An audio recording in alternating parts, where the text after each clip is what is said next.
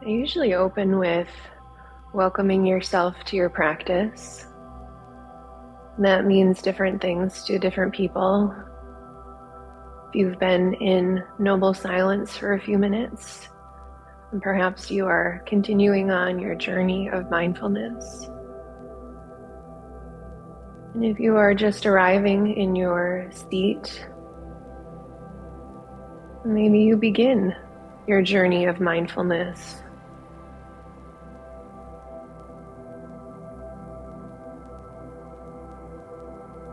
The beauty of going slow in this practice is we get to experience the path, the foundations, in a way that helps us understand from moment to moment which parts of the path resonate with us most clearly.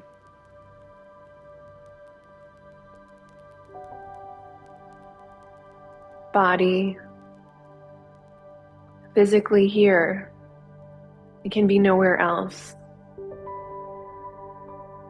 Breath, also here, it can be nowhere else.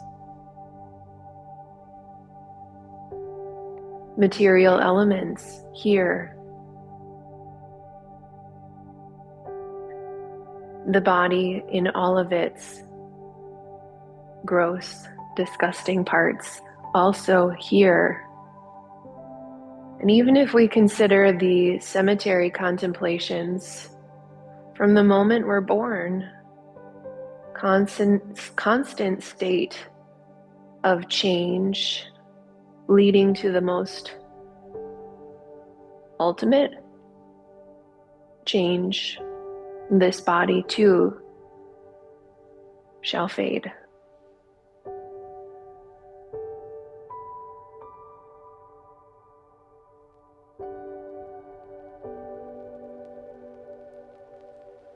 Yesterday Tuesday rather, we started to go beyond the physical body, the bones and the muscles, all of the stuff that is here, and start to layer on more subtle experiences, subtle awareness of feeling the tingles, the butterflies, the energy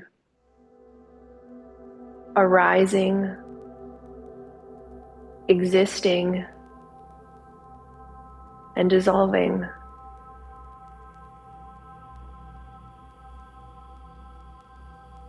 And the way that our practice of mindfulness continues to evolve, we will get more and more subtle in where we focus our attention.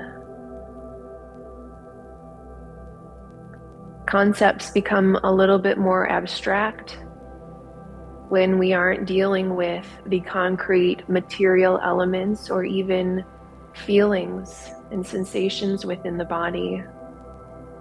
So we're going to be spending a little bit of time, a little chatty today, and in the coming maybe a couple of sessions, 2 or 3 sessions, we're going to spend a lot of time on understanding consciousness at a deeper and deeper level. This third section of the Sutta is a little bit complicated.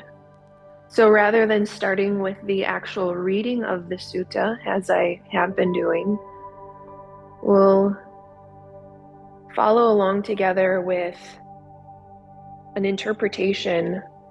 It's a little bit easier to digest, and then we'll start to go through these deeper levels of consciousness. A lot of these observations are in states of mind. Most of us easily associate with the brain, but consciousness is the word that is used in the sutta. So we'll use mind. You might visualize brain. You might visualize consciousness. Citta is the word that is used in the Pali language, and it actually means observations of the states of mind. The mind itself is just bare awareness of an object. And this opening phrase is even difficult to understand in and of itself. This is where ideas like brain as an organ don't really do citta justice. The mind only exists because it is in a state of observation.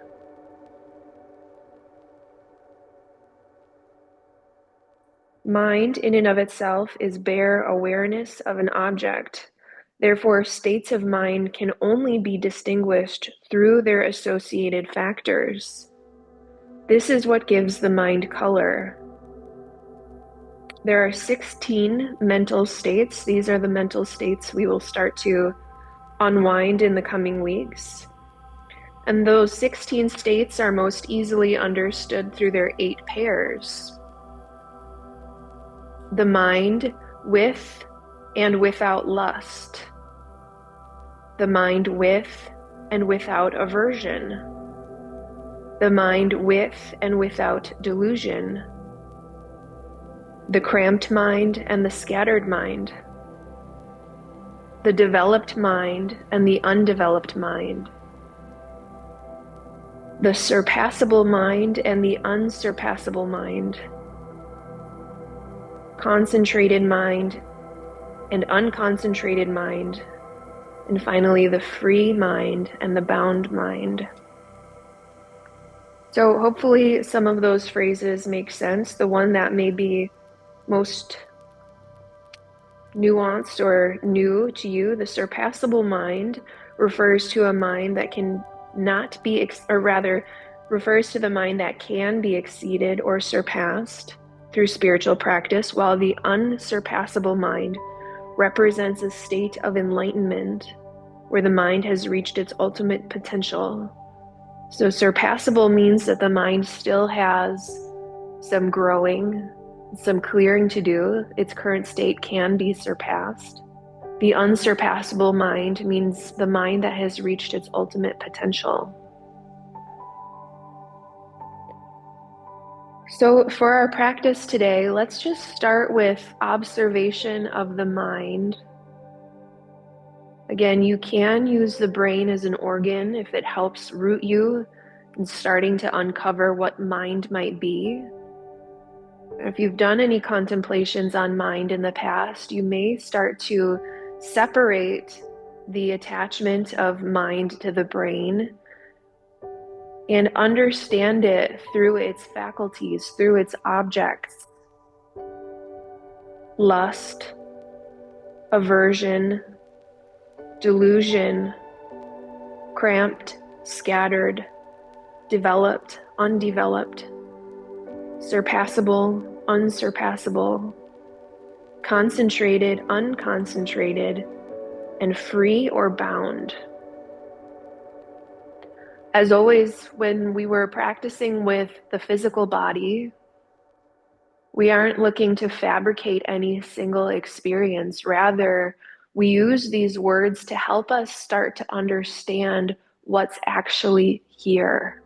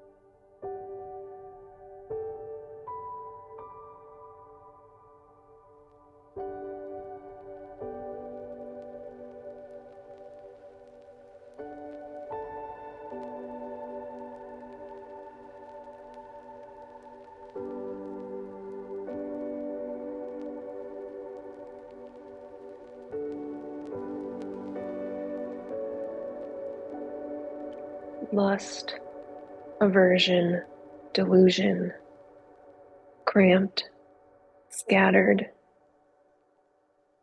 developed and undeveloped, surpassable and unsurpassable, concentrated and unconcentrated, free or bound. What is true of this moment? Multiple factors may be in existence, arising, existing, dissolving. The words help us start to understand what's happening so we can more directly experience. Body is not self.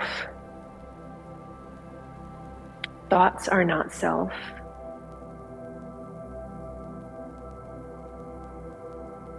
Keep practicing.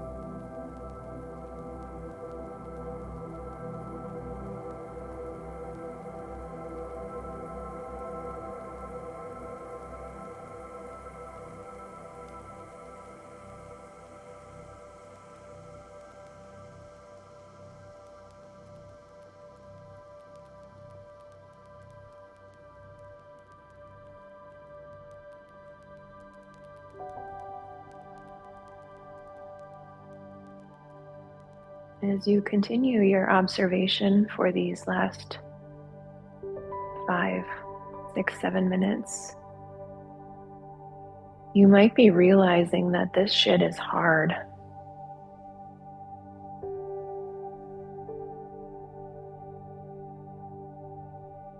A lot might be coming up.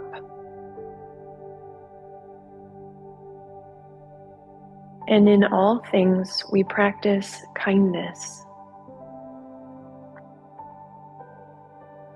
hardening the mind or being critical and judgmental about what is actually here is not skillful.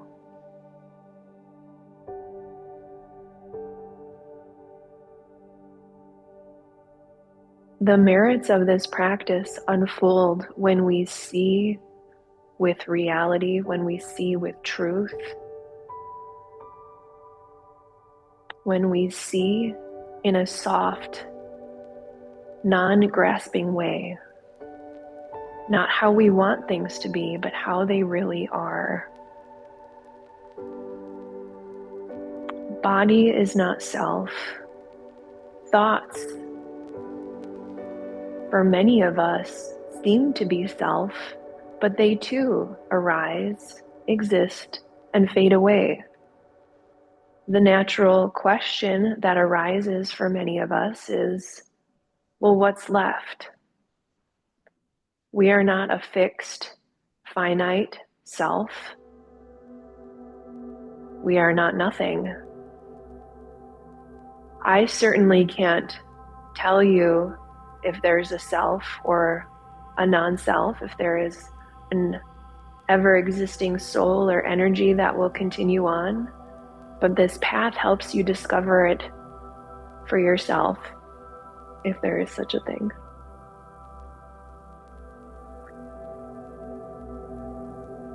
It's hard and it's beautiful.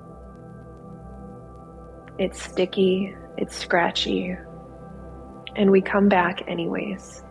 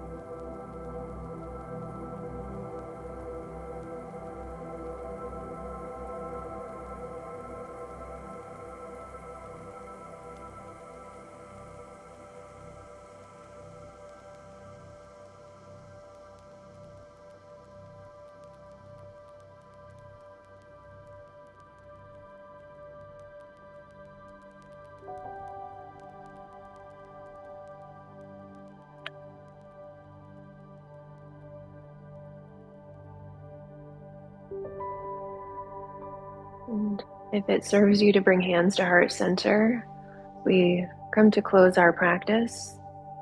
You might take a slight tuck of the chin to the chest, keeping eyes closed or softening the gaze. The merits of this practice are of benefit to all sentient beings. Know this to be true, ourselves included in the circle of compassion. Thank you for your practice.